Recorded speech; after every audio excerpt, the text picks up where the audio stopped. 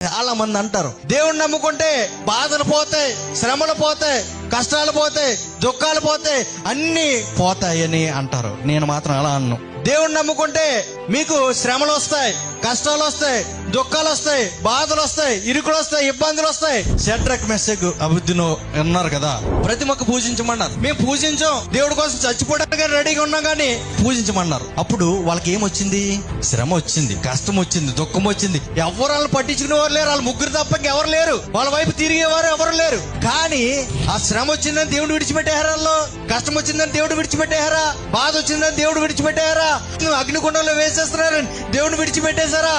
దేవుడితోనే ఉన్నారు. ఇంతకాలం దేవుడి కోసం బ్రతికాం, ఇంకా కొంతకాలం దేవుడి కోసం బ్రతకలేమో అని చెప్పి ఏదైనా పర్లేదు నేను దేవుడి కోసం నిలబడతానని ఎలా అయితే ఖచ్చితంగా వాళ్ళు నిలబడ్డారో, వాళ్ళు కూడా ఎవరు వచ్చేసారు? అగ్నిగుండంలో వేసేశారు. అప్పటి వరకు ముగ్గురే. ఎప్పుడైతే అగ్నిగుండంలో పడ్డవయ్యారో నాలుగో వ్యక్తిగా ఎవరున్నారు? అక్కడ ఎవరున్నారు? ఏం చేయడు? కష్టాన్ని తీసివేసాడు, అక్కడ దుఃఖాన్ని తీసివేశాడా? ఆ సమస్యను మార్చేశాడా? ఆ రాజుని తీసివేశాడా? ఎవరిని తీసివేశాడు? ఏమీ తీలే. కానీ ఆ సమస్యలు ఎవరు తోడన్నారు? దేవుడు తోడై ఉంటాడు. అలాగే మనకు కూడా దేవుడు తోడై ఉంటాడు. అర్థమవుతుందా? సమస్యను తీసివేశాడు, తప్పించాడు, లేకపోతే అక్కడ నిర్మూలన చేశాడు. ఆ సమస్యలో నీకు తోడుగా ఉంటాడు అంటాడు దేవుడు.